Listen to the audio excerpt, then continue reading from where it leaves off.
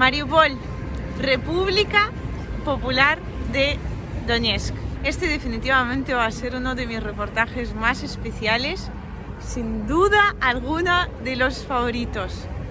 He estado aquí en abril, en julio y ahora he vuelto en octubre. Y ver esto con este maravilloso tiempo, pero sobre todo con esta cantidad de vida que ya tienen las calles de Mariupol, con las pequeñas tiendas que ya están volviendo a funcionar, las nuevas construcciones, incluso las más pequeñas. Esta me imagino que sería una tiendecilla también, que ahora mismo ya están volviendo a construir. Ya veis, han traído materiales y bueno, la cantidad de gente que hay en las calles, porque antes, en julio, esto solo se podía ver en mercadillos muy puntuales, pero ahora hay un montón de coches, un montón de personas y bueno, pues quizás esta sea una tontería en realidad.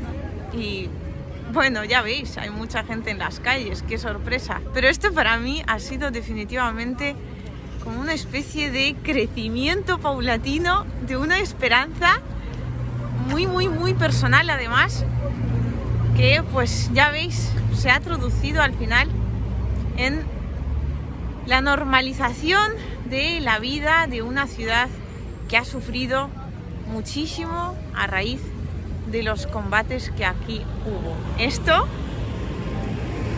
es felicidad en vena. Nada, sin más dilaciones, vamos a hablar con la gente de aquí de Mariupol, vamos a preguntarles qué ha cambiado mucho para mí, pero y para ellos, y sobre todo qué opinión tienen sobre el hecho de que Rusia ya se haya quedado aquí. Можете пару слов сказать о том, как изменилась вообще ситуация здесь? Я просто здесь работала в апреле, в июле, вот сейчас вернулась. Ну, город оживает? Ну, конечно, да, оживает. Как Все вообще? хорошо, Серьезно? да. Мы вернули в свой город. Кто мы? Ну, мы вот кто? Жители? Заметно ситуация изменилась после окончания боевых действий здесь? Конечно, полным ходом видите, как движется строительство, все. Очень, конечно, заметно. Чего ж не заметно. Даже как-то аж приятно, что так о нас заботится. Вы чувствуете заботу? Чувствуем, конечно, очень даже чувствуем заботу. У нас дороги делают, у нас дома уже есть под сдачу, которые... Сдались уже какие-то? Уже есть такие, которые сдаются, да. Я сегодня первый раз, вот после всего этого, я попала сюда в Мариуполь, поэтому очень мне еще как-то не могу в себя прийти, честно говоря. Шок большой, да? Большой шок, очень большой.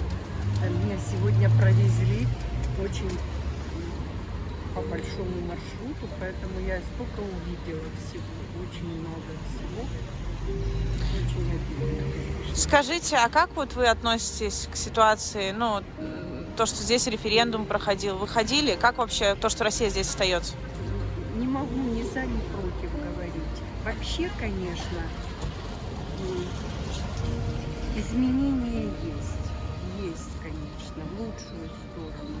Очень много сделано, то, чего раньше не делалось. Ну, надеемся, что будет все хорошо. Поэтому не могу. То есть вы пока в ожидании, Я что пока сделают? в ожидании, что будет, вот как нам преподнесут это все.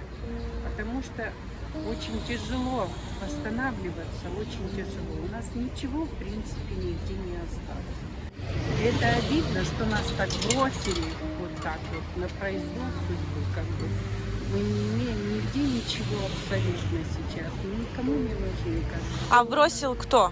Ну, вообще наше руководство, вот, как с нами поступило. Оставили нас на самовыживание. Украина, вы имеете в виду? Ну, конечно, мы же не к России относились, мы же в Украине жили. Ya veis, sigo paseando por aquí, por Mariupol. Siguen los puestecitos, muchísimas personas. Ahí ya está funcionando el transporte público. Yo no pensé que esto pudiera ser tan rápido y la gente está diciendo que los primeros pisos ya se están entregando. Iremos a ver esos edificios que se estaban construyendo mientras yo estaba aquí en julio, pero no sé, es que no tengo mucho para comentar. Disfrutadlo conmigo. Mariupol está volviendo a la vida. Заметно, что меняется ситуация в городе или нет? Конечно, дома растут как грибы. Дома растут? Конечно. В смысле, строят уже? Ну, конечно, строят. Из какие-то уже сданы? Уже люди заселили, да. А вы знаете, на каких условиях? Люди что-то платят за это или... На данный момент пока никто еще ничего не платит. Просто Это все... бесплатно. То есть вы чувствуете, что город оживает? Ну, посмотрите сами. Ска- Видно? Видно. Скажите, пожалуйста, такой провокационный вопрос. А вы как относитесь к тому, что Россия тут осталась? Двоякое такое мнение. Я вообще просто эту ситуацию не понимаю, что происходит между двумя народами, которые раньше жили дружно и вместе. Теперь враги. Ну, я не одобряю ни от тех действий, ни от тех действий никаких. Ни от России, ни от Украины. Должны садиться за стол переговоров и общаться. Время покажет, что будет дальше. Хочется, чтобы мир уже был, работа какая-то постоянно. Ya veis, definitivamente este es el reportaje del Renacimiento. Aquí ya hay una farmacia que además se llama la farmacia social, con total normalidad. Y la situación en las calles, pues yo creo que habla por sí sola. Seguimos preguntando. Bueno, calla, hay hasta taxis. O sea, por favor. Este reportaje no me puede gustar más. Es maravilloso lo que está pasando en esta ciudad ahora, porque ha sufrido muchísimo y yo he sufrido con ella. Así que verla recuperar su esencia poquito a poco, aunque algunos dicen que a pasos agigantados, pues ya veis que es una maravilla. Queda mucho por hacer, pero definitivamente esa sensación de esperanza se me queda muy arraigada en el cuerpo tras pasar aquí otra temporada larga grabando reportajes sobre la gente de Донбасс. Вы все время были в Мариуполе, последние месяцы? Как изменилась ситуация здесь? Заметно продвижение в плане? Продвижение заметно. А чуть-чуть, честно говоря, чуть-чуть медленно. То есть я рассчитывал как-то быстрее. Но это не от нас зависит. Ну да, тяжело, наверное, все это выстраивать. Тяжело. Скажите, а как вы относитесь к ситуации, с тем, что Россия здесь остается? Я с удовольствием и с радостью, что она здесь. Правда? А вы ходили на референдум? Ходил. А в 2014 тоже ходили? И в 2014 ходил. А много было народу тогда и сейчас? Сейчас намного больше. Да? И люди в целом, как вы думаете, в Мариуполе? К России, то есть они положительно относятся? Положительно. Ничего сказать против даже не знаю. Все только за. Честно говоря, в Украине просто жил. Сейчас переучиваюсь по-своему. Как, сложно сильно переучиваться или нет? Для меня, я просто привык к Украине. Сейчас стабилизируется все и будет, я думаю, все хорошо. Спасибо большое. Заметно, что изменилась вообще ситуация в городе за последние месяцы? Да, заметно изменилась. Чистота, порядок, очень много транспорта. Да? Да, транспорт, везде ездит транспорта, автобусы добавили, все прекрасно. А вы вообще как относитесь к тому, что здесь Россия осталась? Очень положительно. Я сама русская. Да? И на референдум вы ходили? Ко мне приехали. Скажите, у нас все... Я из Испании. У нас говорят, что к вам приезжали солдаты и под пистолетами заставляли вас голосовать. Нет. сами пошли попросили, даже сын пошел, попросил, чтобы приехали ко мне, надо, мне проголосовали. А вообще, какие надежды связываете с присутствием здесь России сейчас? Надежда положительная, хорошая. Россия – это прекрасно. Россия самобущественная. Россию никто никогда не поддержал. Россия – великая страна. Hay gente a todo esto que tiene miedo a hablar. Impresionante.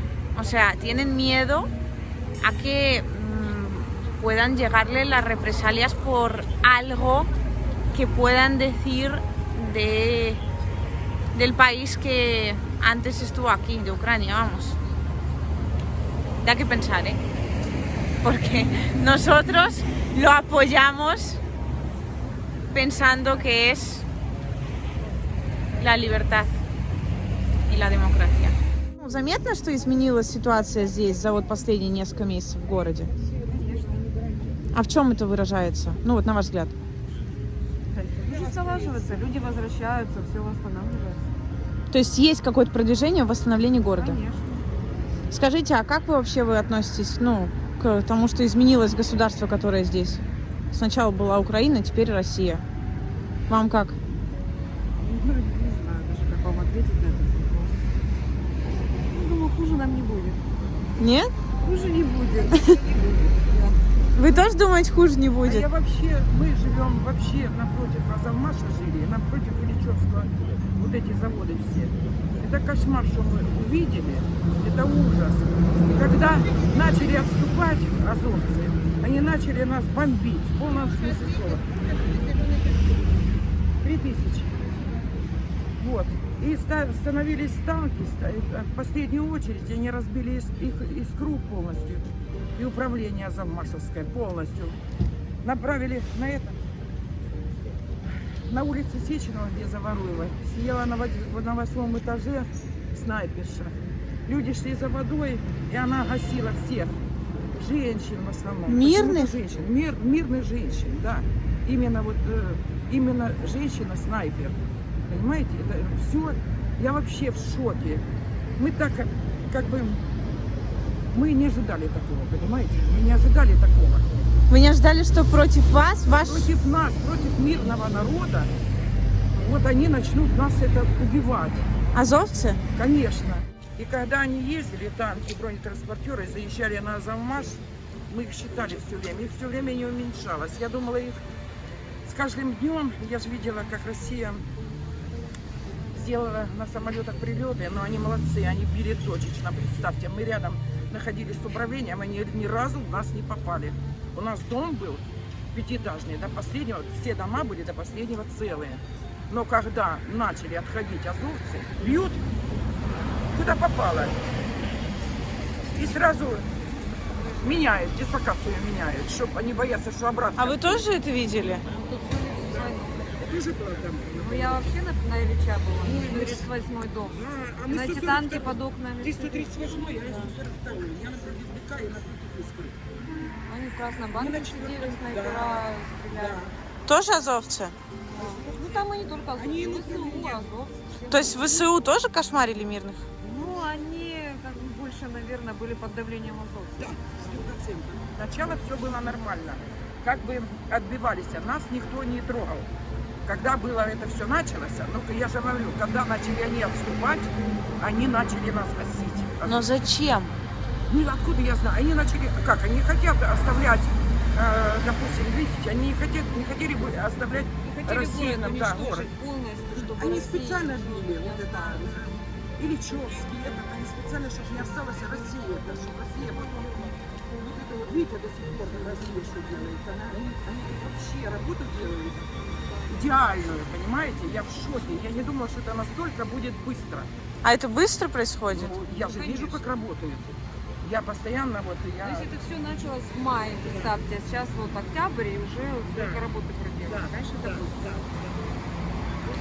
То есть вы как бы вне зависимости от политической ситуации, просто за то, что они делают, уже как бы... Мы вообще хотим мира. Мы хотим жить с Россией и с Украиной, все. Но не с этими нашими, ну как сказать, президентами, и с этими... Мы хотим такого президента, как Путин, понимаете? Он четкий, он Вообще на него приятно смотреть. И мы лично, мы всегда любовались. Вот в мирное время мы всегда смотрели, как он себя ведет, понимаете? Он если говорит, то дело у него... Что он сказал, то он сделал, понимаете?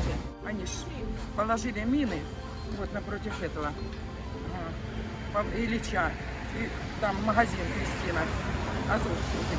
И шла машина, взорвалась и возле нас мама и сын. И все окна в Черемнице, в Кристине, бердянские колбасы. Все разбило в последнюю очередь. Это книгу надо написать. Вот будет мне свободное время. Напишите обязательно. Я напишу обязательно книгу. Я это все видела своими глазами. Я люблю Украину.